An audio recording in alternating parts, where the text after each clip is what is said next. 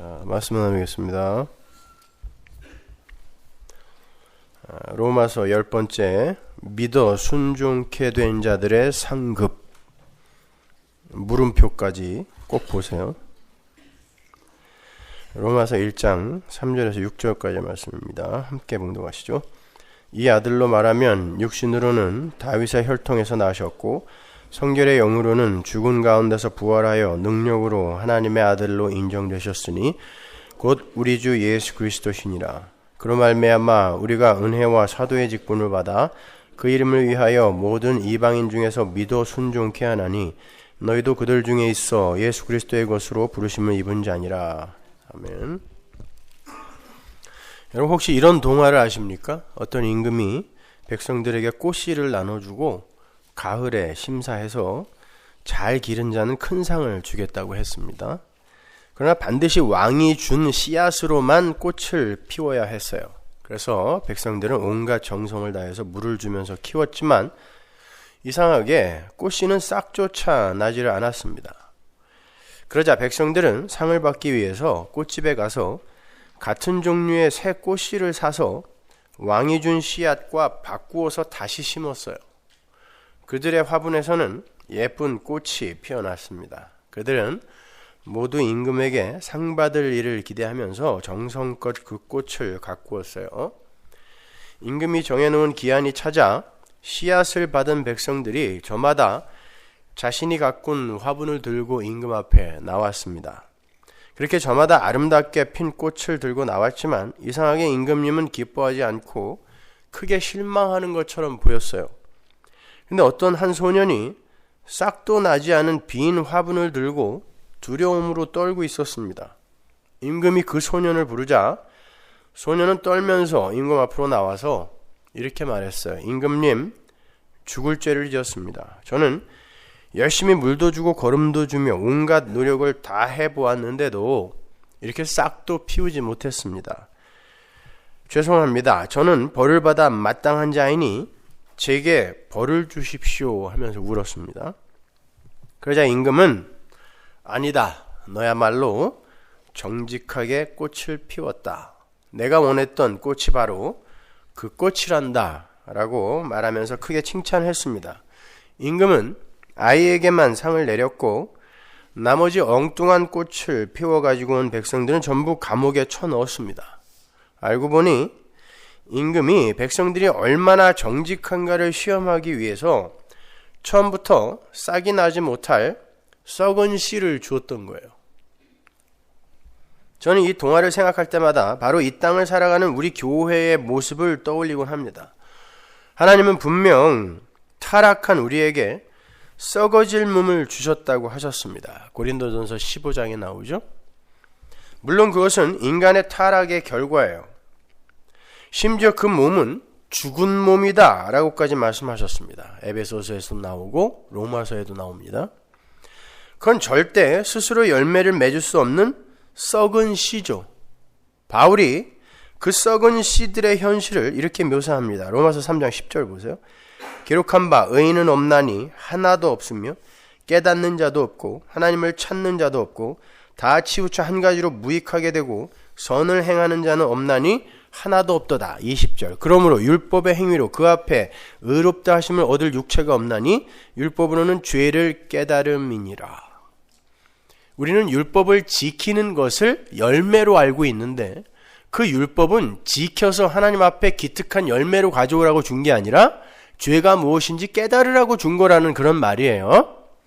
로마서 7장 18절 보세요. 내 속 곧 내 육신에 선한 것이 거하지 아니하는 줄 아노니 원함은 내게 있으나 선을 행하는 것은 없노라. 내가 원하는 바 선은 하지 아니하고 도리어 원치 아니하는 바 악은 행하는도다.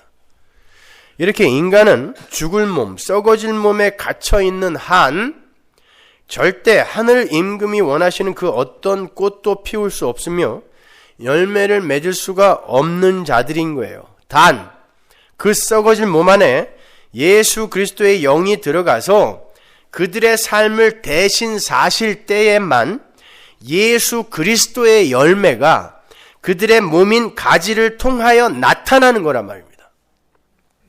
예수님은 그러한 인간들의 현실을 어떻게 말씀하셨는지 한번 볼게요. 요한복음 15장 5절. 나는 포도나무요 너희는 가지니 저가 내 안에 내가 저 안에 있으면 이 사람은 과실을 많이 맺나니 나를 떠나서는 너희가 아무것도 할 수 없습니다. 과실을 가지가 맺고 있는데 예수님이 그 가지에게서 떠나버리면 비록 그가 열매를 달고 있어도 그건 죽은 거예요. 그러니까 이 열매의 주체가 누구예요? 열매 맺는 주체. 줄기란 말입니다. 그러니까 이 열매는 가지의 것이 아니다라고 지금 이야기를 하는 거예요. 주님은 인간이 열매를 맺을 수 있는 단 한 가지의 길을 제시하시는데 그것이 예수님에게 붙어 있는 거예요. 연합이란 말입니다. 그렇지 않고는 절대 그 어떤 인간의 삶에서도 꽃이나 열매를 기대할 수 없다는 거예요. 그러니까 인간의 열심과 노력에서 나올 수 있는 열매는 있을 수가 없는 거란 말입니다. 우리의 열심과 노력에서는 어떤 열매도 나오질 않아요. 성도는 다만 하나님께서 은혜를 베풀어 주시지 않으면 저희들의 힘으로는 열매는커녕 싹도 피울 수 없는 그런 피조물일 뿐입니다. 저희 안에 하나님께서 선물로 주신 예수라는 열매가 없다면 저희는 절대 하나님 앞에서 의로운 자라는 칭호를 받을 수 없는 자들입니다. 라는 정직한 그 피조물의 그 처음 자리의 고백, 그 고백을 들고 하나님 앞으로 가면 되는 거예요. 그 사람이 바로 예수라는 꽃과 예수라는 진짜 열매를 들고 하늘 왕 앞에 선 정직한 성도인 거예요. 하나님은 당신의 백성들에게 그러한 정직한 고백을 하게 만드시기 위해서 그들에게 열심도 부리게 만드시고 때로는 한없이 게으르게도 그냥 놔두시기도 하시며 어떤 때에는 그들의 삶 속에서 수많은 실패와 절망과 좌절을 경험하게도 하시고 때때로 그들 속에 사시는 예수의 열매를 나타나게도 하시는 거예요. 그러나 그건 우리 게 아니라 말입니다. 결국 성도는 하나님의 은혜를 오롯하게 드러내고 죽은 흙에 불과한 자신들의 처음 자리를 인정하고 수긍하는 것을 목적으로 이 세상에 창조된 거예요. 인본주의는 이걸 절대 인정하지 못합니다. 받아들이지 못해요. 골로새서 1장 16절 보세요. 만물이 그에게 창조되되 하늘과 땅에서 보이는 것들과 보이지 않는 것들과 혹은 보좌들이나 주관들이나 정사들이나 권세들이나 전부 다 만물이 다 그로 말미암고 그를 위하여 창조된 것이다. 누굴 위하여? 예수가 주되심을 증명하기 위하여 드러내기 위하여 창조된 게 만물이에요. 우린 이렇게 예수에 의해서 예수를 드러내기 위해 창조가 된 피조물임을 자각하고 신의 자리에서 내려와서 제단 아래에서 하나님의 영광과 은혜를 찬송해야 하는 자들인 거예요. 그런데 그 왕에게 상을 받겠다고 엉뚱한 씨앗들을 가져다가 사과나무에 수박, 포도, 배 같은 걸 주렁주렁 달고 있는 거예요. 왕은 그런 열매 절대 원하지 않습니다. 시장에서 사다가 마치 크리스마스 추리처럼 이쁘게 주렁주렁 달아놓기는 했는데 하나님이 원하는 열매는 그런 게 아니라 말입니다. 하나님은 그러한 천국 백성들의 현실을 가르쳐주기 위해서 이 역사와 인생을 우리에게 허락하신 거예요. 하나님은 우리 성도들이 이 세상에서 얼마나 열심을 부려 변하고 성숙하여 왔는가에 대해서는 사실상 관심이 없으세요. 왜? 나중에 다 새 걸로 바꿔줄 거거든요.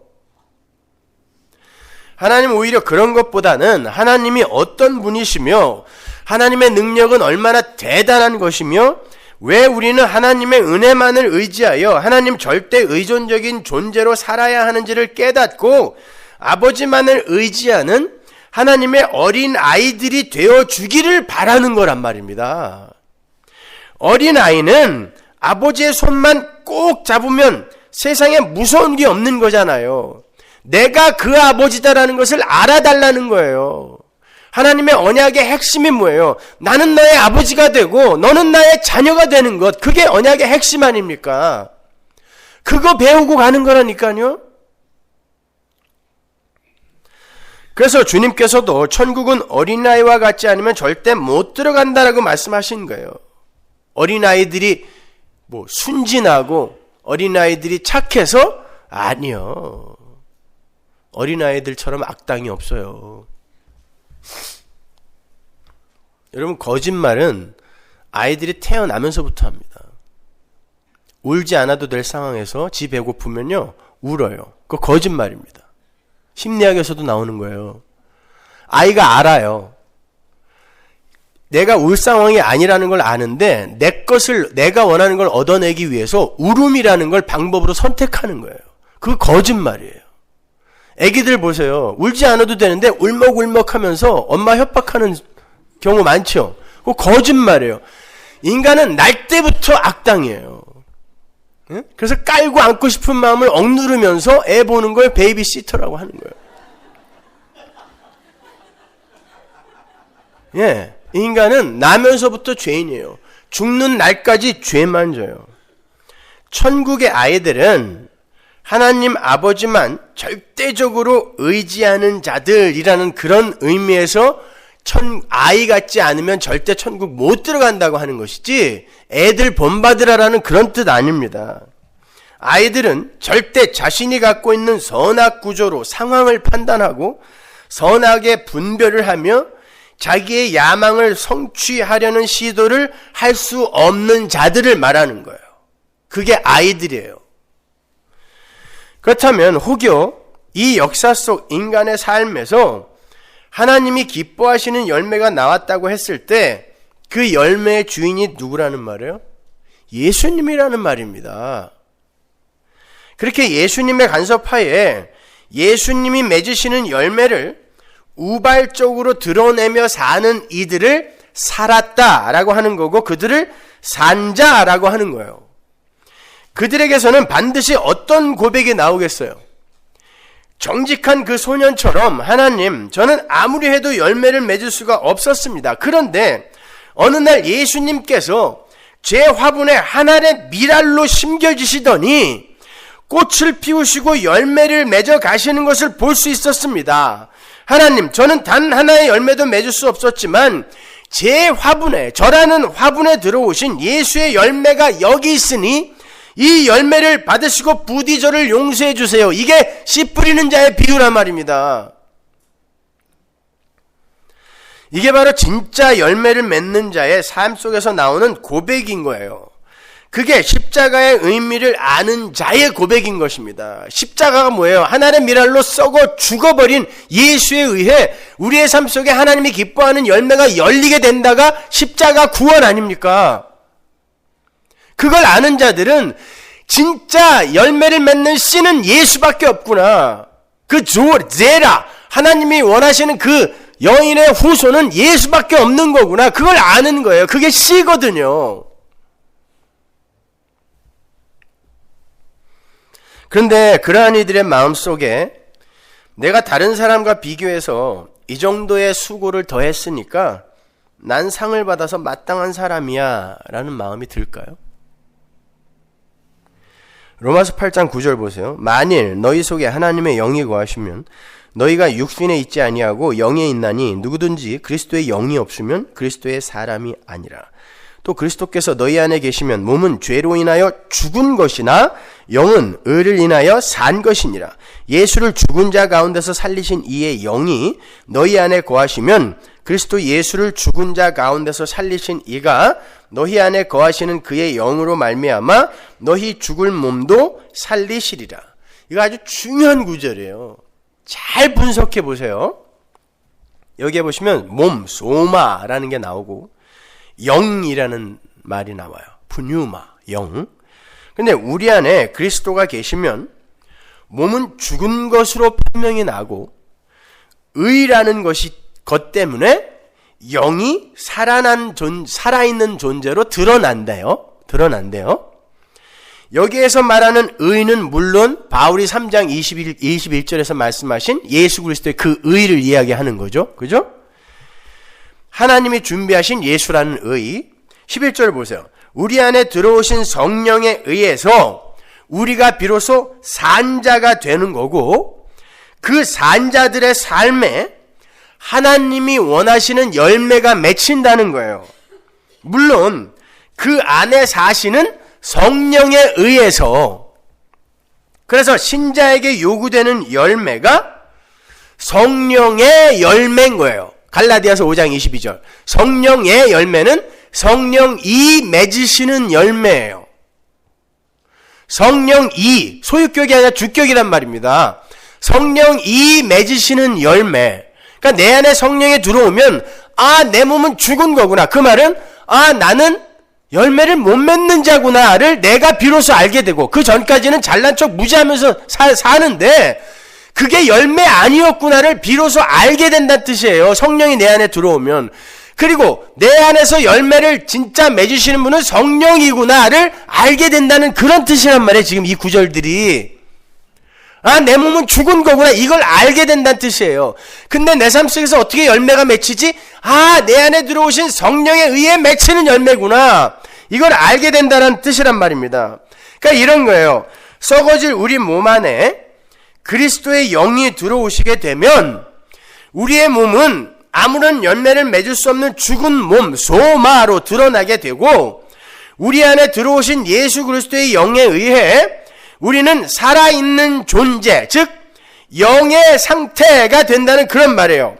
오늘 본문의 말로 바꾸면 우리 안에 성령이 들어오시면 죽어야 할 육신과 살아야 할 성결의 영의 부분이 확연하게 둘로 분리가 되어 인식이 되고, 왜 육신은 십자가에 못 박혀 죽을 수밖에 없는 것인지, 그리고 왜 우리는 성결의 영으로 살아나야 하는지를 인생 속에서 경험하게 되는 거예요. 그게 신앙생활이란 말입니다. 성경은 그 영의 상태가 된 인간만이 하나님이 기뻐하시는 열매를 맺을 수 있다 그래요. 영이 죽은 자는 열매 맺을 수 없죠? 맞아요? 틀려요? 맞아요. 예수님께서 나를 떠나서는 너희가 아무것도 할 수 없다라고 하신 게 바로 그 이야기란 말입니다. 예수 그리스도의 영이 들어가지 않은 몸은 에베소서의 진술대로 죄와 허물로 죽어있는 몸에 불과하기 때문에 아무리 노력해도 꽃을 피울 수도 열매를 맺을 수도 없다는 거예요. 따라서 인간에게서 하나님이 기뻐하실 만한 어떤 열매가 맺힌다면 그건 전적으로 그 인간 안에 들어가신 예수 그리스도의 영이 맺으신 것이다라는 결론이 나게 되는 거란 말이에요.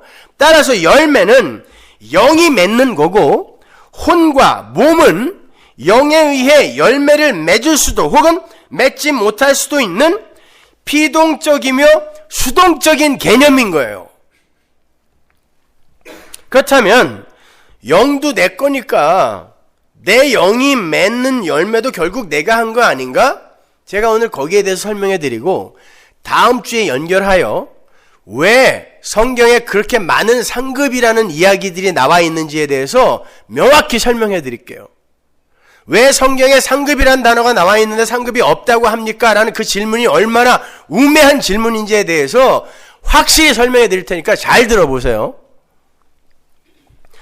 저는 지금 영과 혼이 몸 안에 들어있는 어떤 독립적인 본질로서 죽을 때 몸을 떠나서 개별적으로 존재하는 무슨 귀신 같은 불멸의 혼백 같은 것으로 말씀을 드리는 게 아니에요. 여러분, 성경에 분명히 영, 혼, 몸이라는 단어가 나와요. 그러면 몸은 여기 있고 혼은 어디 있어요? 마음? 그런 소리 하지 마세요. 영은 어디 있어요? 뇌? 어디 있습니까? 아세요? 그건 철학도, 심리학도, 과학도, 의학도 밝혀내지 못하는 거예요. 지금까지. 성경만 거기에 대해서 대답하고 있어요. 많은 이들이 인간이라는 존재를 헬라의 플라톤 철학이나 영지주의 등의 영향을 받아서 영과 혼과 육 혹은 영혼과 육신 등으로 나누어서 이해를 하고 있습니다.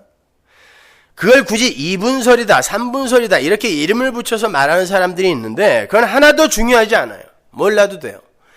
제가 지금 말씀드리고자 하는 건 헬라 철학이나 영지주의 그리고 동양의 혼백 사상 등이 무속신앙 등이 얼마나 인간의 이성을 잠식하고 있는지에 대해서 말씀을 드리고자 하는 거예요. 많은 분들이 인간 안에 영과 혼과 몸이 각각의 구별된 영역을 갖고 있는 독립적인 본질로 존재한다고 생각해요. 그래서 뭐 어떤 사람은 영의 예배, 혼의 예배, 몸의 예배 헛소리들 하고 앉아 있는데 그건 지가 추측하여 만들어낸 이야기일 뿐이에요.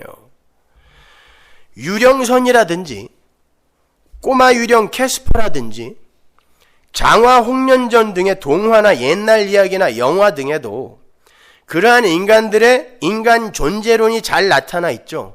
몸과 분리된 독립적 개체로서의 어떤 존재가 우리 안에 존재하다가 몸에서 튕겨져 나가게 되면 그 자체가 독립적 개체로 존재할 수 있다는 사고예요. 장화 홍련의 몸은 무덤 속에서 썩었는데 어떤 독립적 개체인, 그게 영인지 혼인지 몰라요. 지들도 몰라요. 근데 그게 독립적 개체로 나타나서 사또에게 맨날 밤마다 울며 지랄을 떤단 말입니다. 이게 인간들이 갖고 있는 인간 존재론이에요. 그죠? 이게 영지주의란 말입니다. 이게 헬라 철학이란 말입니다. 이게 혼백 사상이에요. 동양 사상에.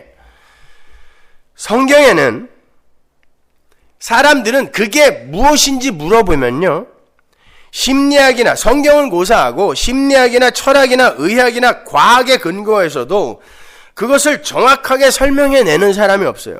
그저 헬라 철학이나 영지주의나 혹은 동양의 혼백 사상이나 무속신앙 등에서 차입한 그냥 수많은 추론과 상상에 의해서 지들 마음대로 대답하는 거예요. 성경에는 영과 혼과 육이 아주 정확하고 명료하게 구별이 되어 기록이 되어 있어요. 물론 개역 성경만으로는 그 구별을 다 분별하여 이해를 할 수가 없습니다. 왜냐하면 개역 성경의 번역 자체가 그 영과 혼과 몸, 그 중에서 특히 영과 혼의 부분을 너무 분별 없이 번역을 해 놓았기 때문에 그래요. 번역을 한 사람 자체가 그 영과 혼과 그 몸의 구별이 뭔지를 모르고 번역을 했기 때문에 그 단어들을 막 혼용해서 번역을 해놨어요. 그래서 개역 성경을 읽는 것만으로는 영과 혼과 몸에 대해서 분명한 구별과 판단을 할 수 없습니다. 그래서 예수를 믿는다는 사람들조차 영이나 혼 혹은 영혼 등을 사람이 죽으면 염라대왕 앞으로 끌려가게 되는 사람 안에 들어있는 보이지 않는 어떤 것 정도로 이해를 하는 거예요. 나는 죽는데 여기에서 뭐 연기 같은 게 뿅 나가서 염라대왕 앞으로 고개 끌려가는 거라고 착각한단 말입니다. 그래서 혼줄이 빠진다느니 혼난다느니 그런 말들을 하는 거고, 재채기를 하면 혼이 놀라서 도망갈까봐 그러지 말라고 bless you라고 인사까지 해주는 거예요. 아메리카 인디안들은 초원에서 말을 달리다가 가끔씩 서서 자기의 영혼을 기다린다 그래요. 자기가 너무 빨리 달려서 혹시 자기 영혼이 자기를 따라오지 못하면 낭패니까. 진짜 그럽니다. 지금도 그런데요. 아메리카 인디안들은 지금도 빠른 속도로 차를 몰다가 가끔씩 갓길에 쓴다 그래요. 영혼 따라오라고. 심지어 사람이 죽으면 그 영혼이 혹시 자기에게 해코지를 할까봐 장례식장에서 하늘을 향해 화살을 쏘죠. 군대의 장례식장에서 하늘을 향해 조총을 쏘는 게 바로 그거 보고 배운 거예요. 그러한 맥락입니다. 영혼을 죽이는 거예요. 그 영혼이 자기에게 해코지 할까봐 사람들은 죽음을 두려워하거든요. 귀신론으로 유명한 베레와파에서는 하나님이 정해주신 120년의 수명을 다 못 살고 죽은 영혼은 귀신이 되어서 구천을 떠돈다고 해서 모든 사건과 사고와 질병 등을 그러한 귀신들의 책임으로 모두 전가를 시키죠. 그 120년의 수명이 어디서 나온 거예요? 노아의 홍수 사건에서 거기 120년이라고 하나님이 거기 써놓은 거를 인간의 수명이라고 이 사람들이 착각한 거죠. 그거는 노아가 방주 만들 기간 동안에 120년 동안 내가 너희들에게 기회 준다라는 이야기지, 인간의 수명이 그때부터 120년이 됐다라는 말이 아니란 말입니다. 그래서 뭐 비타민C를 열심히 먹으면 120살까지 산다고 웃기는 소리 하지 마세요. 그건 성경이 말하는 영이나 혼, 영혼과 많이 다른 거예요. 구약 성경에는 영과 혼과 몸이라는 단어가 정확하게 루아흐, 네페시, 바사르로 구별이 되어서 기록이 돼요. 히브리 원어 성경을 보면 신약 성경에도 영과 혼과 몸은 정확하게 푸뉴마, 푸시케, 소마로 구분이 되어서 기록이 되어 있어요. 몸인 소마와 육체인 사륵스는 또 다른 개념이에요. 그건 오늘 설명할 수가 없으니까 다음에 제가 설명해 드릴게요. 아무튼 우리가 조금 전에 읽었던 로마서 8장 10절의 그 영은 푸뉴마입니다. 성령이에요. 푸뉴마. 그 단어는 항상 성령을 가리켜요. 그런데 어떤 때에는 그 푸뉴마라는 단어가 성도의 영을 가리킬 때도 있어요. 영. 그러니까 우리 안에 살아계신 이는 우리의 영혼이 아니라 그리스도의 영인 성령인 거예요. 정확히 말해서 우리 성도의 영은 우리의 것이 아니면서 외부의 어떤 존재로부터 우리의 것으로 주어지고 인정이 되는 것을 말하는 거예요. 쉬운 말로 우리 인간은 예수 그리스도를 만나기 전까지는 영이 없는 상태예요. 그걸 영이 죽었다라고 이야기하는 거예요. 예수를 만나기 전에, 성령 받기 전에 모든 인간의 영은 죽었다고 그러죠. 그 영이 죽었다는 건 그 상태에서는 영이 없다라는 뜻이에요. 그 말은 오해하시면 안 돼요. 그 말은 인간 안에 사유되어 있던 독립적 개체로서의 어떤 영이 죄로 인해서 죽었다가 그리스도의 영이 들어옴으로 말미암아 그 영과는 별개로 살아나는 게 아니에요. 그럼 우리 안에 영이 두 개가 있어야 돼요. 성령, 살아난 우리의 영. 그거 아니란 말입니다. 성경에서 말하는 영은 한 가지밖에 없어요. 한 단어로만 사용해요. 푸뉴마, 루아흐. 그리스도의 영이 들어오시게 되면 인간은 비로소 영에 속한 사람이 되고 그 영을 하나님을 감지하고 그 영은 하나님을 감지하고 그분과 교통할 수 있는 능력으로 여겨지는 거예요. 보여지는 거예요. 우리에게. 인식이 되는 거예요. 우리에게. 그건 우리 안에 성령이 임하셨을 때만 가능한 거예요. 그러니까 하나님을 알지도 못하고 하나님과 교통도 할 수 없는 세상 사람들은 영이 없는 거란 말입니다. 여기 어디 있는데 죽어 있는 게 아니라니까요. 영이 없는 거예요. 혼은 또 다른 개념을 담고 있는 거고요. 요한복음 3장 6절 보세요. 육으로 난 것은 육이요 성령으로 난 것은 영이니. 여기서 성령, 영 이게 똑같이 푸뉴마예요. 다른 단어 아니에요. 성령으로 난 건 영이다 해서 이 성령과 영은 같은 단어란 말입니다. 성령으로 난 게 성령이다 이렇게 이야기하는 거예요. 이렇게 성도의 영은 이렇게 성령의 가입으로 비롯되는 게 영이에요. 그걸 예수님이 성령으로 낳는 것이라고 표현을 한 것뿐이에요. 이렇게 성도의 영은 하나님의 은혜로 예수 그리스도와의 관계가 맺어지고, 이걸 연합이라 그래요. 관계가 맺어지고 성령의 역사로 말미암게 되는 하나님과의 교통이 가능하게 된 그 상태를 영이라고 하는 거예요. 내 안에 어떤 영이라는 게 존재해서 그게 죽었다가 살았다가 하는 게 아니라 하나님의 은혜로 말미암아 예수 그리스도의 영이 우리 안에 들어와서 우리가 하나님과 교통하게 될 수 있는 그 상태를 영이라고 하는 거예요. 영. 최영 말고 영. 독립적이고 개별적인 어떤 존재가 아니란 말입니다. 바로 그들이 살아있는 자들이고 그들만이 그리스도의 은혜로 열매를 맺게 되는 거예요. 그리스도가 들어옴으로 말미암아. 그게 창세기 2장 7절에 생기, 루와흐, 성령이죠. 생기를 받고 생령이 된 아담의 모습에서 원시 모형으로 그림으로 그려져 있는 거예요. 루아흐가 들어가기 전에 아담은 네페시였어요. 그게 혼이라는 단어거든요. 조금 이따 제가 설명해 드릴게요. 그 네페시는 스스로 살아서 움직일 수 있는 존재인데 거기에 루아흐가 들어가니까 생명이 되는 거예요.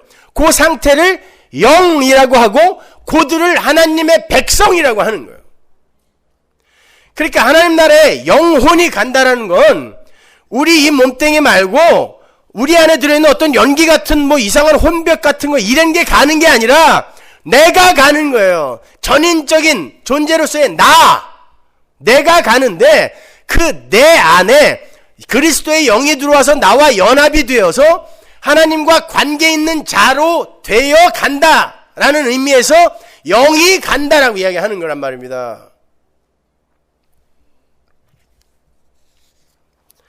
조금 더 구체적으로 예를 들어서 설명해 드릴게요. 고린도전서 15장 45절 보세요. 기록된 바 첫사람 아담은 산 영이 되었다 함과 같이 마지막 아담은 살려주는 영이 되었나니.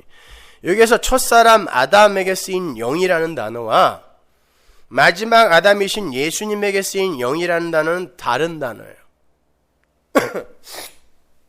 첫사람 아담에게 쓰인 단어는 우리가 흔히 혼이라고 번역을 하는 푸시케, 네페시예요. 혼. 그리고 마지막 아담이신 예수님에게 쓰인 영은 푸뉴마, 루아흐란 말입니다. 다른 단어예요. 이 부분은 사도 바울이 창세기 2장 7절에 그 생명의 부분을 인용해다 쓴 거거든요. 산영이 되었다라는 그 단어가. 근데 바울이 그 단어를 살아있는 영이 아니라 살아있는 푸시케, 즉 살아있는 혼이라고 이야기한단 말이에요. 따라서 창세기 2장 7절에 그 생명도 살아있는 영이 아니라 살아있는 혼이 되어야 맞죠? 그래서 거기에 쓰인 단어도 루아흐, 생기가 들어갔더니 그가 하이 네페시 하야, 살아있는 혼이 되었다라고 이야기하는 거예요. 그걸 성경이 그냥 개역성경이 생영이라고 번역을 했기 때문에 우리가 그냥 영이라고 생각하는데 아니에요. 살아있는 혼, 그러니까 살아있는 혼에 성령이 들어가서 이게 하나님과 관계 있는 존재가 비로소 되었을 때 그걸 영이라고 하는 거예요. 그 상태를. 창세기 2장 7절 보세요.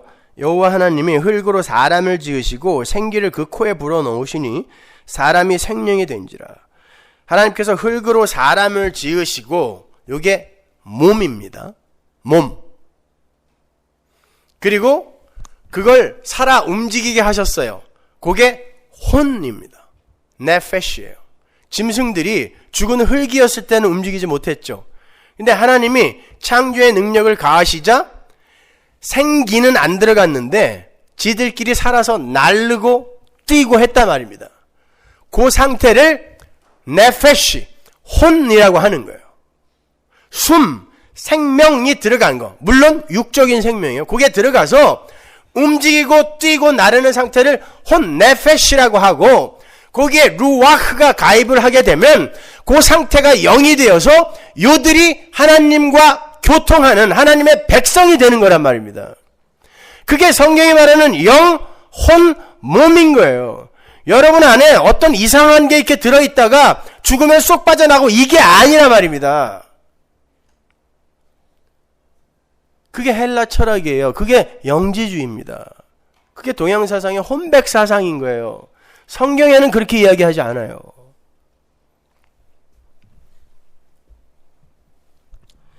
신약에서 푸시케라는 단어가 쓸 때도 마찬가지예요.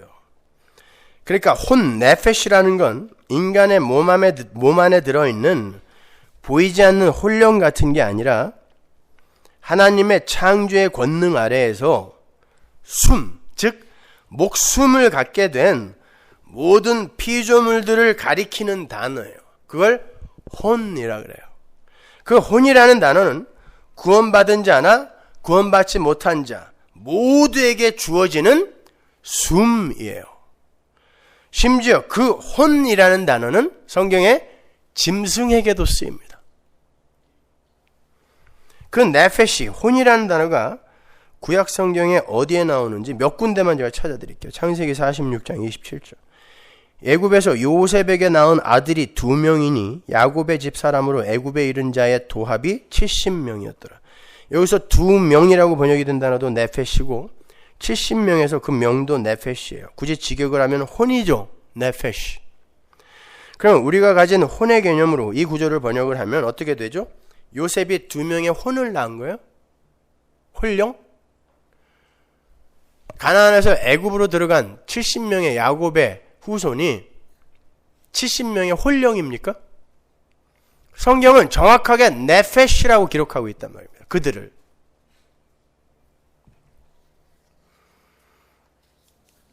성경에 나오는 네페시, 혼은 혹자들이 이야기하는 것처럼 마음도 아니고 우리가 알고 있는 사전적 개념의 혼령도 아니에요.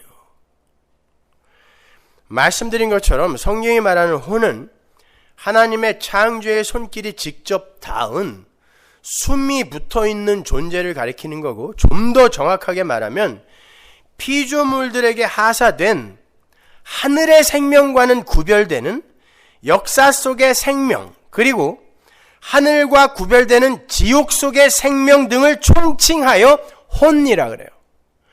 지옥에서 인간들이 몸을 갖고 살아서 고통을 당하는 그 상태도 혼이에요. 그래서 천국과 지옥에 혼이 간다라고도 이야기하는 거예요. 물론 그건 육신적인 생명을 가리키는 거고, 아울러 하늘 생명과 대조되는 지옥의 생명을 가리키는 거예요. 열왕기상 17장에 가면 사르밧 과부의 아들의 몸에서 혼이 나갔다가 들어갔다가 하죠. 예, 혼이 나가면 죽은 흙 되는 거예요. 혼이 들어오면 숨이 붙는 거예요. 생명. 그래서 혼이에요. 그 안에 들어있던 개랑 비슷하게 생긴 어떤 연기가 나갔다가 들어갔다 하는 게 아니라, 이해가 가세요? 출애굽기 12장 15절 보세요. 너희는 7일 동안 무교병을 먹을지니 그 첫날에 누룩을 너희 집에서 제하라. 무릇 첫날부터 7일까지 유교병을 먹는 자는 이스라엘에서 끊쳐지리라. 여기서 유교병을 먹는 자라고 번역이 된 어구에 네페시가 쓰였어요. 그러니까 성경에 기록된 네페시, 혼은 빵도 먹어요.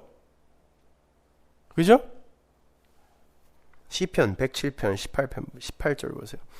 저희의 혼이 각종 식물을 싫어하여 사망의 문에 가깝도다. 식물이라는 건 음식이죠. 여기도 네페시가 각종 음식을 싫어한다 그래요. 혼령이 음식도 먹어요? 좋아하고 싫어하고 그럽니까? 신약으로 한번 가볼까요? 사도행전 2장 42절. 그 말을 받는 사람들은 세례를 받으며 이날에 제자의 수가 3,000이나 더하더라. 여기서 3,000명에 쓰인 단어도 푸시케예요. 사람이 아니에요. 혼. 구원받은 산자예요. 사도행전 27장 37절. 배에 있는 우리의 수는 전부 276인이러라. 여기서 276인의 인도 푸시케, 혼이에요. 여기는 다 구원받은 사람도 아닌데 그냥 혼이라고 쓰죠. 살아 움직이는 존재를 이야기하는 거예요. 이렇게 성경에서 혼이라는 개념은 하나님의 창조의 능력에 의해서 산 존재가 된 자들을 가리키고, 그건 믿지 않는 자나 믿는 자 모두에게 공이 쓰이는 보편적인 칭호예요. 그래서 그 혼을 가리키는 네페시나 네사마라는 단어는 숨이나 목숨 등으로 혼용하여 쓰기도 하는 거예요. 다시 말하지만 그 혼, 네페시, 네사마가 끊어지면 살아있던 존재가 죽은 흙덩이, 먼지덩이가 되는 거고, 그걸 몸이라고 하는 거예요. 근데 그 몸은 새 걸로 바꿔준단 말입니다. 그 새 걸로 바꾸어진 상태로 살아나는 그걸 혼인 거예요. 새 혼. 그리고 그렇게 새롭게 살아난 자들과 하나님과 영원히 연합한 상태를 영이라고 하는 거예요. 그들이 천국에 들어가는 거란 말입니다. 그게 성경이 말하는 영과 혼과 몸의 개념인 거예요. 그러니까 한 번 창조된 혼은 죽지 않습니다. 불멸이에요. 왜? 나중에 예수님이 재림하실 때 지옥에 갈 자들도 새 몸으로 부활합니다. 영원히 죽지 않는 몸으로. 새 거예요, 그거요. 우리는 영광의 부활, 그들은 멸망의 부활, 부활을 한다고요. 그리고는 혼의 상태로 영원히 존재하는 거예요. 근데 하나님의 백성들만 그 혼의 상태에서 영과 연합을 하는 거예요, 성령과. 그들을 하나님의 백성이라고 하는 거예요. 열왕기상 17장 22절 보세요. 여호와께서 엘리야의 소리를 들으심으로 그 아이의 혼이 몸으로 돌아오고 살아난지라. 이 이야기 한 거예요, 제가. 네페시, 네사마가 떠나면 그냥 고기 덩어리가 된다는 뜻이에요. 누가복음 12장 20절. 하나님은 이르시되 어리석은 자여, 오늘 밤에 네 영혼을 도로 찾으리니 그러면 네 예비한 것이 네 것이 되겠느냐 하셨으니. 여기에서 그 안에 들어있는 어떤 영혼을 쏙 빼간다는 뜻이 아니라 네 숨을 하나님께서 거두어 가버리시면 넌 고깃덩이 되는데 너 어떡할 거냐, 이런 뜻이에요. 이게 네페시란 단어거든요. 영혼이 푸뉴마 아니에요. 네페시. 네 목숨 하나님이 가져가면 어떡할 거냐, 이런 뜻이에요. 그러니까 사무엘상 28장에서 사울이 접신한 여인에게 찾아가서 사무엘의 혼령을 불러오리는 그런 장면을 생각하시면서 혼이라는 게 그러한 귀신의 모양으로 존재하는 것이라고 생각하시면 안 돼요. 거길 히브리 원어로 보면 거기에서 신접한 여인이 본 건 신이에요. 개역성경에도 신이라고 나오죠. 내가 신을 보았는데 그러죠. 귀신 아닙니다. 그 신이라는 단어가 엘로힘입니다. 엘로힘은 뭐예요? 하나님이란 말이에요. 사무엘 귀신 본 게 아니라 하나님이라는 단어가 거기 쓰여 있다니까요. 그리고 또 하나 중요한 건 그 신접한 여인이 사무엘의 혼령을 끌어올리기 위해서 아무것도 한 게 없어요. 사울이 찾아가서 사무엘 끌어올려라 그랬더니 그냥 사무엘이 갑자기 나타났고 그 여인은 깜짝 놀라서 소리 지르는 것밖에 없어요. 그 여인이 뭘 해서 불러 올린 게 아니란 말입니다. 근데 우리는 항상 그런 데에만 관심을 두고 있는 거예요. 야, 무당도 진짜 귀신을 불러 올릴 수 있네? 죽은 자의 혼령이 올라오네? 이런 식으로 생각하는 거예요. 그 이야기의 초점은 거기에 있는 게 아니에요. 거기에 나타난 건 사무엘의 귀신이 아니라 그 상황 자체가 하나님의 작품이었다는 걸 보여주기 위해서 거기에 엘로힘이라는 단어가 들어가는 거예요. 그 엘로힘의 하나님께서 그 일을 주관하셨다.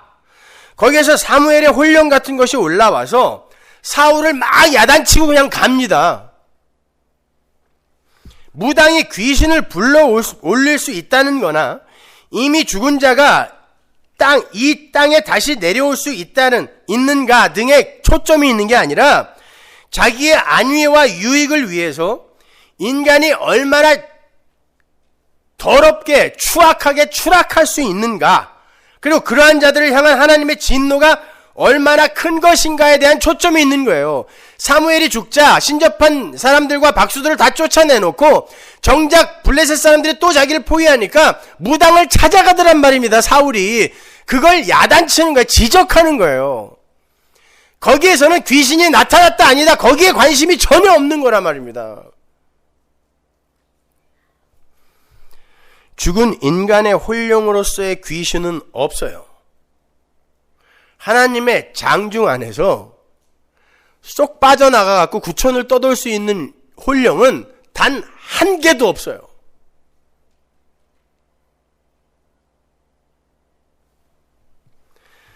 다만 마귀의 세력들이 그러한 것들로 속일 수는 있습니다. 우리들이 워낙 그렇게 믿고 있으니까 마귀의 세력들이 3년 전에 돌아가신 큰아버지의 혼령으로 나타날 수 있어요. 그건 여러분이 속는 겁니다. 그런 혼령 없습니다. 귀신이라는 건 마귀의 속임수인 거지 실제로 존재하는 인간의 혼령 같은 게 아니에요. 인간은 그 자체로 전인적인 존재예요. 여러분이 죽고 그러면 그 몸을 떠난 그 몸이 여기 있는데 그러면 나는 어디 있는가? 혼령으로 하나님 앞에 가는 거 아닌가? 아니요. 여러분이 이 역사를 떠나는 순간 여러분은 영원으로 들어가잖아요. 영원은 시간과 기다림이 없는 곳이기 때문에 거기에서 이미 여러분은 새 몸을 입게 되는 거라니까요. 이 몸을 벗는 순간 새 것을 입고 하나님 앞으로 가는 거예요. 그걸 역사 속에서 설명을 하기 위해 우리가 죽고 무덤 속에서 잠자다가 나중에 예수님이 재림하면 또 부활을 했다가 이런 식으로 설명한 거지, 영원 속에서는 그런 순서가 없어요. 영원한 현재밖에 없는 것이거든요. 거기는. 그렇게 인간은 그 자체로 전인적인 존재예요. 몸을 가진 인간에게 하나님이 주시는 그 생명이 들어가면 그 자체가 혼이 되는 거고, 그 혼에 성령이 들어가서 하나님과의 교통이 가능하게 되면 그 상태를 영이라고 하는 거예요. 그 각각이 개별적이며 독립적인 개체가 아니란 말입니다. 그러니까 가위 같은 거 눌리면서 무서워하거나 두려워하거나 그러지 마세요. 그런 거 없는 거예요, 걔네들은요. 뒤에서 누가 껴안았다. 돌아봤더니 검은 자위가 없는 어떤 여자가 자기를 내려다보고 있더라. 허약해서 그런 거예요. 밥 잘 드시고 운동 열심히 하세요. 지나친 다이어트 같은 거 하지 마시고. 요즘 전 세계적으로 젊은 여인들 사이에서 먹은 걸 토해내는 다이어트가 유행이라고 하는데, 여러분 그건 죄입니다.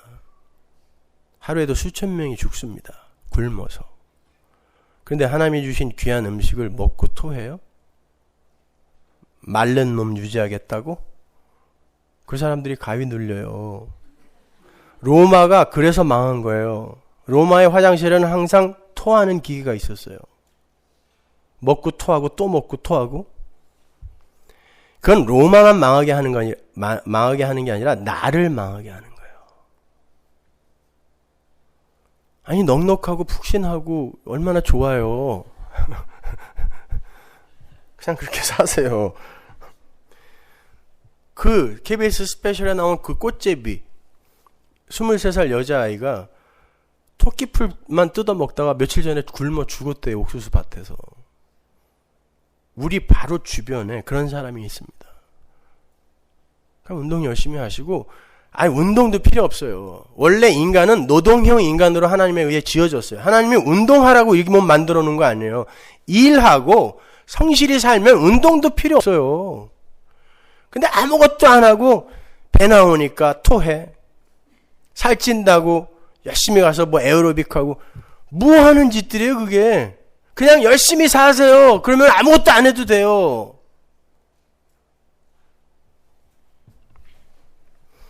그러니까 성도 안에 성도가 소유한 영이 있는 게 아니라 성령의 임재로 인해서 하나님의 것으로 편입이 된 그 사람을 영에 속한 사람, 영이 살아난 사람, 혹은 그냥 영 등으로 지칭하는 거고, 그를 성령이 낳은 영이다 라고 부르는 것이며, 그들만이 그 영의 상태에서 하늘 임금이 원하시는 열매를 맺을 수 있는 거예요.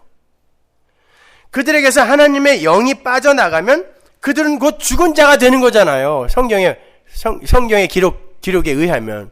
그러니까 하나님의 영이 빠져나가면 아무것도 할 수 없는 존재가 하나님의 영이 들어가서 뭔가를 했다면 그건 하나님의 영이 하신 것이지 그가 한 게 아니잖아요.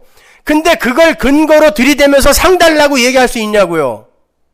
예?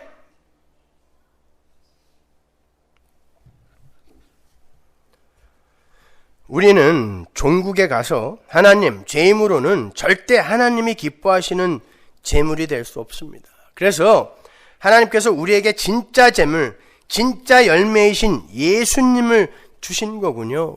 저는 죄인 중에 괴수일 뿐입니다 라는 이 고백을 하늘 임금에게 내놓아야 되는 거예요.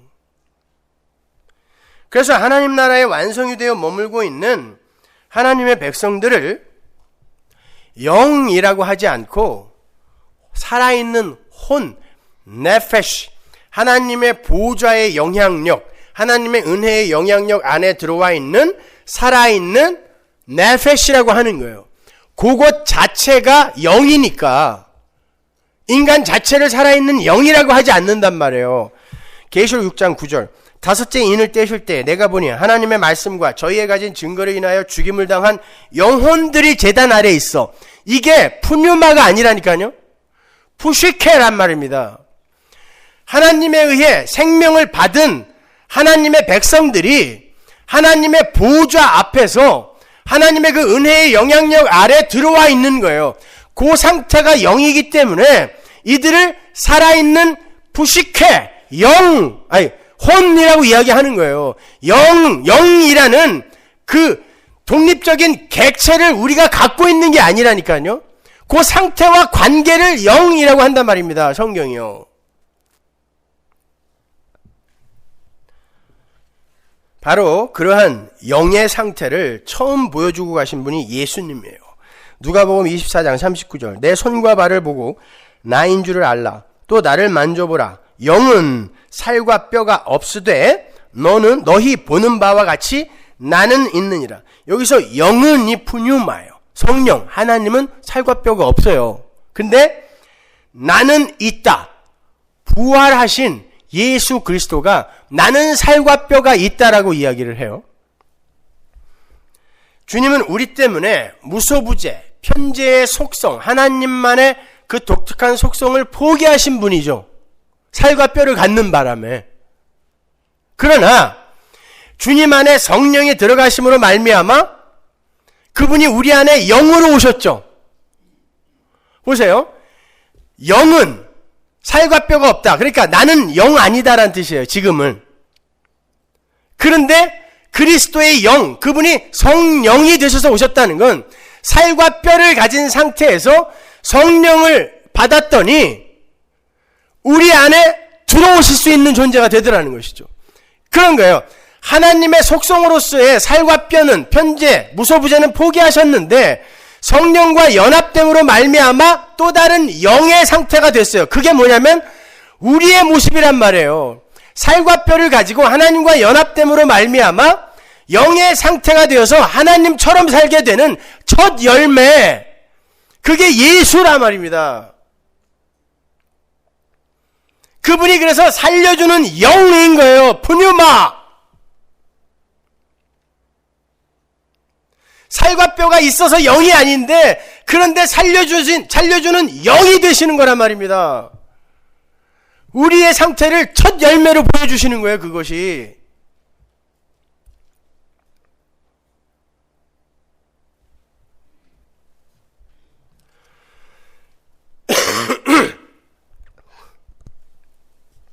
예수님이 첫 열매라는 건 그렇게 살과 뼈를 가지신 존재로 성령과 연합하여 하나님이 기뻐하시는 언약의 성취자가 되신 그 예수 자체가 첫 열매, 그 자체가 열매라는 거죠.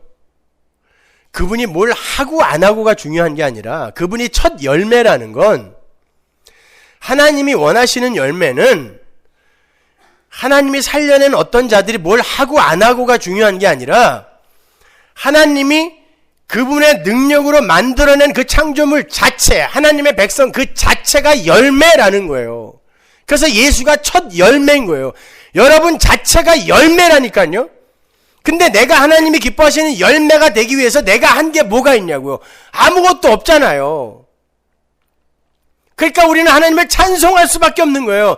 그게 바로 에베소서 1장의 창세전 언약의 성취 아닙니까? 우리를 왜 창조했다, 우리를 왜 구원하셨다 그래요? 찬송이 되게 하기 위해서. 그게 복음이란 말입니다.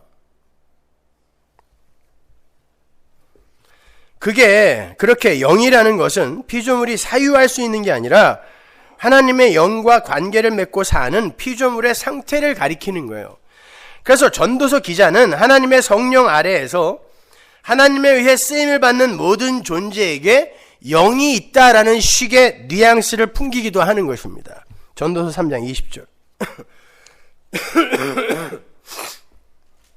다 흙으로 말미암았으므로 다 흙으로 돌아가나니 다 한 곳으로 가거니와 인생의 혼은 위로 올라가고 짐승의 혼은 아래 곧 땅으로 내려가는 줄을 누가 알려. 여기서는 루아흐인데 또 혼이라고 번역을 해놨어요. 영이죠. 인간의 영은 위로 올라가고 짐승의 루아흐, 영은 아래로 내려간다. 이게 무슨 말이에요? 인간에게도 영이 있고 짐승에게도 영이 있단 말이에요. 여러분이 아시다시피 창세기 1장의 첫 창조 때에 짐승들에게는 생기, 루아흐가 불어넣어진 적이 없습니다. 그냥 네페시예요. 그걸 하늘 생명의 관점에서 봤을 때는 살아있지만 죽었다고 하는 거예요. 그 혼, 숨까지, 네페시까지 뺏긴 상태를 그냥 죽은 흙이라고 하는 거고, 몸. 그래서 짐승은 그냥 네페시, 혼의 상태잖아요. 인간만이 하인 네페시, 하야인 영의 상태로 창조가 됐단 말입니다. 그건 하나님의 백성들이 어떠한 형국으로 창조가 될 것인지에 대한 원시 모형이죠. 혼에 하나님의 성령이 부어져서 비로소 영이 되는 그런 형국을 원시 모형으로 보여준 거란 말입니다. 근데 왜 여기에서는 마치 짐승에게도 영이 있는 것처럼 기록되어 있는가? 여기에서 인생과 짐승은 하나님의 백성과 유기된 자의 모형으로 등장하는 개념이에요. 바로 위에 17절을 보면 전도서 기자가 의인과 악인에 대해서 이야기를 합니다.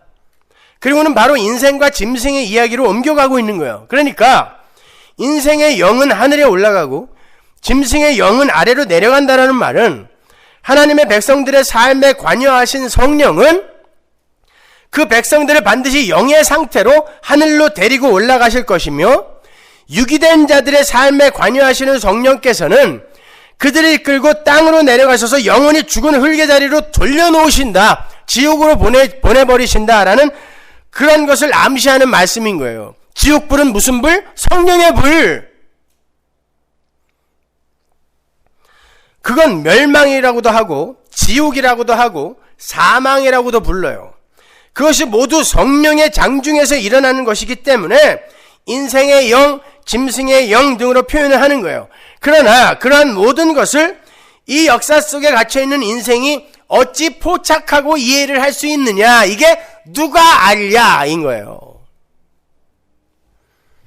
예를 들어서 발람을 태우고 가던 당나귀가 말을 했을 때 당나귀에게 갑자기 어떤 능력이 생긴 게 아니라 하나님께서 당나귀에게 임하셔서 당신이 하실 말씀을 한 거죠.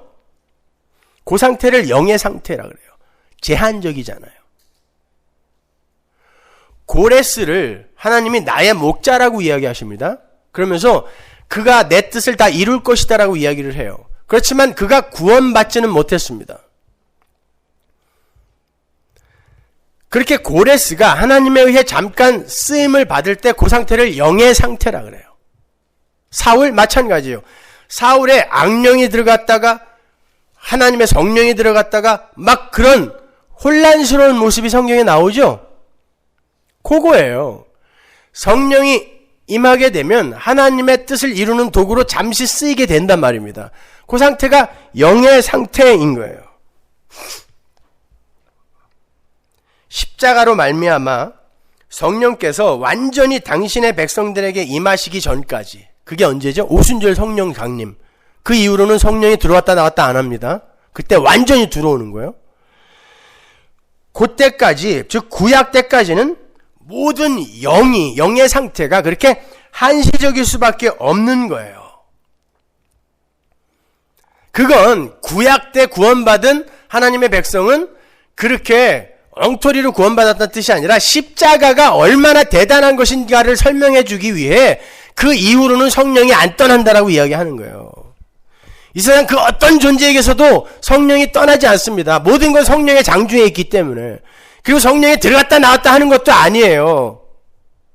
그러나 우리에게 뭔가 설명해 주기 위해 그렇게 표현하는 것 뿐이란 말입니다. 그렇게 하나님의 장중에서 하나님께 들려 쓰임을 받는 그 상태를 영의 상태라 하는 거고, 그 중에서 특별히 하나님의 은혜로 구원을 받게 되는 하나님의 백성들과 성령의 그 연합의 상태를 영이라고 하는 거예요. 자, 이제 성경에 등장하는 영과 혼과 몸의 개념을 잘 구별하여 이해하실 수 있겠죠? 데살로니가전서 5장 23절 보세요. 평강의 하나님이 친히 너희를 온전히 거룩하게 하시고 또 너희 온 영과 혼과 몸이 우리 주 예수 그리스도 강림하실 때 흠없게 보존되기를 원하노라. 이거 구원받은 교회에게 한 말이죠. 그들은 영의 상태에 들어가 있죠? 성령과 연합된 상태니까 살아있죠? 그 상태가 영원히 지속되는 거예요. 몸, 새 몸 주실 거란 말입니다. 그러니까 영, 혼, 몸이 하나도 훼손되거나 하면 안 돼요. 그 상태가 영생인 거란 말입니다. 그래서 이렇게 빌어주는 거예요. 히브리서로 가보세요. 4장 12절. 하나님의 말씀은 살았고 운동력이 있어 좌우의 날선 어떤 검보다도 예리하여 혼과 영과 및 관절과 골수를 찔러 쪼개기까지 하며 또 마음의 생각과 뜻을 감찰하나니 하나님의 말씀은 어떤 것이 영이고 어떤 것이 살아있음 즉 혼이며 어떤 것이 몸이고 어떤 것이 죽어야 할 육체인지를 분별할 수 있는 눈을 우리에게 주신다는 거예요. 골수 관절 몸이란 말입니다. 그리고 그것들을 발라내서 하나님이 준비하신 하나님이 기뻐하시는 영과 혼과 몸과 몸만을 남기는 거예요. 그게 언약의 성취란 말입니다. 이렇게 영은 죽은 흙에 불과한 우리 몸에 하나님의 생기가 불어넣어져서 살아있는 혼이 된 상태를 말하는 거예요. 그게 창세기 2장 7절의 하이 네페시 하야예요. 영에 의해 살아있게 되는 혼. 그래서 고린도전서에서 바울이 예수님을 살려주는 영이라고 부른 거란 말입니다.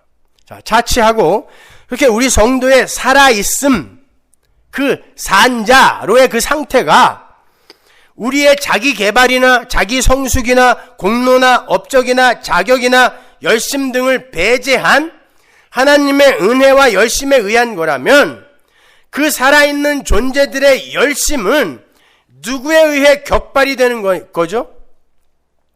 우리 안에 들어온 성령에 의해 격발되는 거 아닙니까?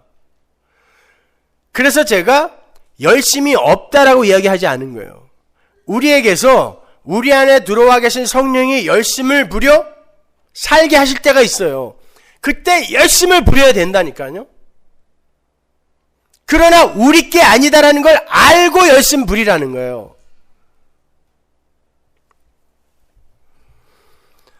그런데 그렇게 해서 살아난 자들의 행위의 다소에 따라 상급이 차등 있게 주어지게 된다고요? 갈라디아서 5장 22절. 오직 성령의 열매는 사랑과 희락과 화평과 오래 참음과 자비와 양선과 충성과 온유와 절제니 이 같은 것을 금지할 법이 없느니라. 여기에서 성령의 열매가 뭐라 그랬어요? 주어라 그랬죠? 성령이 맺으시는 열매. 그게 우리의 삶에 맺힌다는 거예요. 성령이 맺으시는 열매. 로마서 8장 23절. 이뿐 아니라 또한 우리 곧 성령의 처음 익은 열매를 받은 우리까지도 속으로 탄식하여 양제될 것 곧 우리 몸의 구속을 기다리느니라. 표준 3번역으로 읽어드릴게요. 그뿐만이 아니라 첫 열매로서 성령을 받은 우리도. 성령이 열매예요. 성령 자체가. 왜? 성령이 내 안에서 열매를 맺는 것이기 때문에 성령이 내 안에 들어온 그 자체가 열매란 말입니다. 그래서 성령을 처음 받았던 예수가 첫 열매고, 이해가 가세요? 근데 그 열매가 우리 거예요? 근데 무슨 상 달라 그러는 거예요?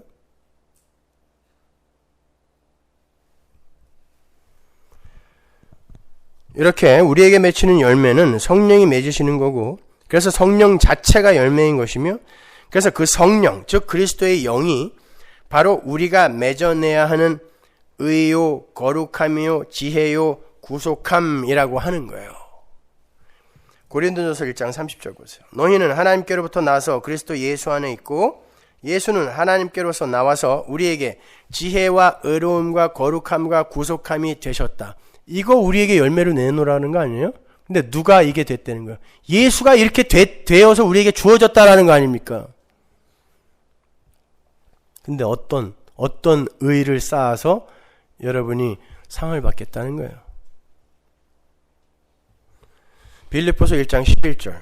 예수 그리스도로 말미암아 의의 열매가 가득하여 하나님의 영광과 찬송이 되게 하시기를 구하노라. 표준 3번역으로 볼게요. 예수 그리스도께서 주시는 의의 열매가 가득하여 여러분이 하나님께 영광과 찬송을 돌리게 되기를 기도합니다. 어떻게 더 자세히 설명해 줘요? 예수님이 우리에게 그 열매 주신 거구나를 알게 되었을 때 너희 안에서 찬송이 나오게 될 거야. 그게 언약의 성취야. 분명히 이야기해 주잖아요. 그거 아는 자들의 입에서는 찬송밖에 안 나온다는 이야기예요. 그거 하고 가라는 거예요. 이 세상에서. 오늘 본문에도 분명히 나와요. 순종케 하나니라는 말과 부르심을 입은 자라는 말이 나오죠. 이 말은 하나같이 주님께서 하신 일을 의미하고 있죠. 다 수동태예요.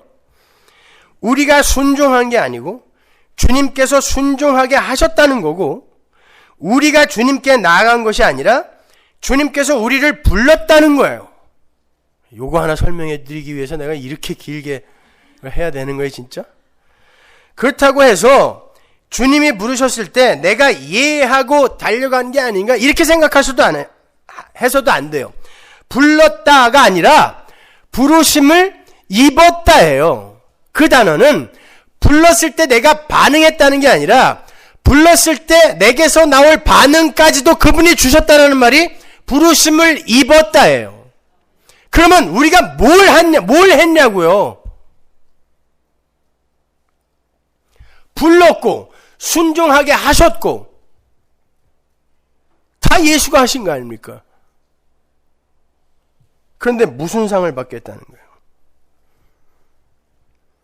결국 이 말씀들은 복음에 대해서만큼은 우리가 개입할 수 없다는 거예요. 그리고 부르심을 입은 자들의 순종 또한 하나님의 작품이라는 겁니다.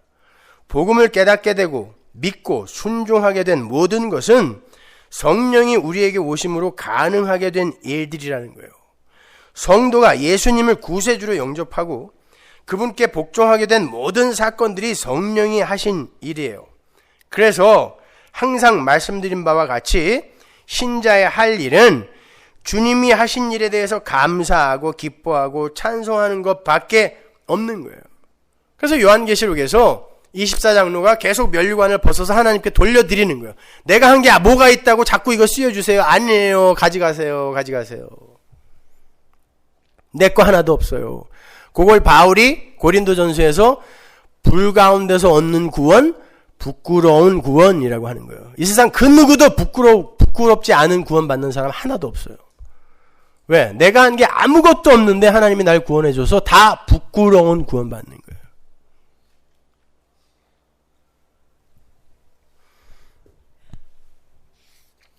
여러분, 우리는 그렇게 나면서부터 죽는 날까지 죄만 짓고 살아요.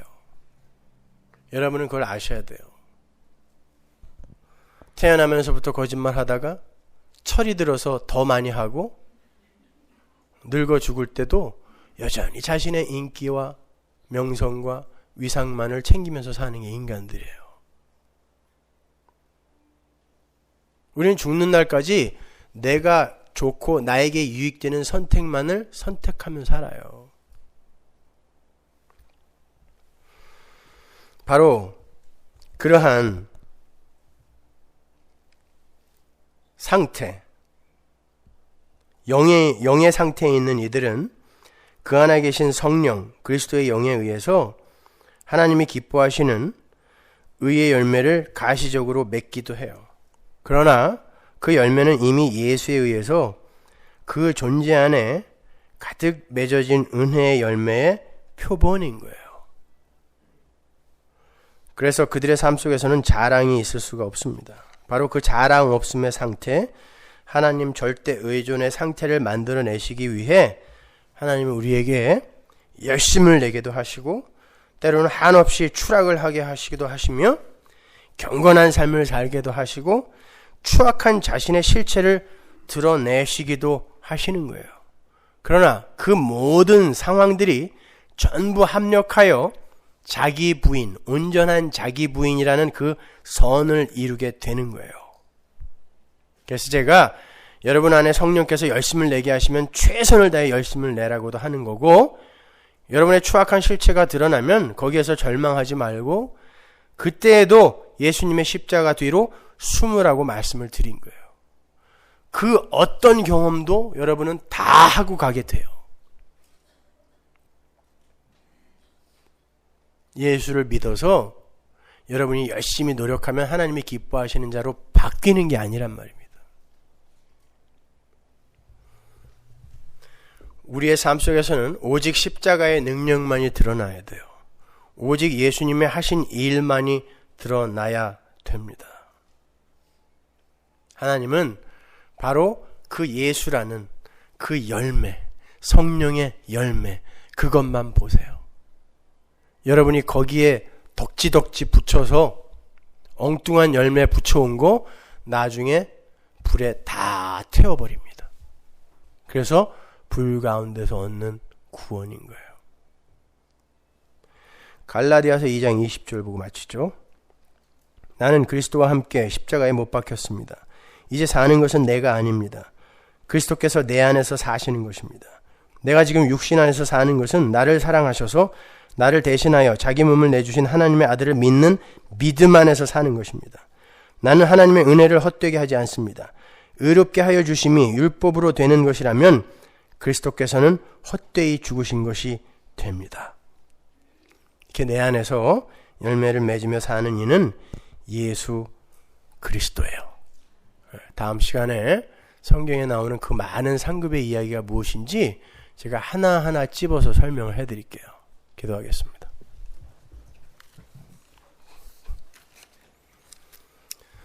하나님 은혜를 감사합니다.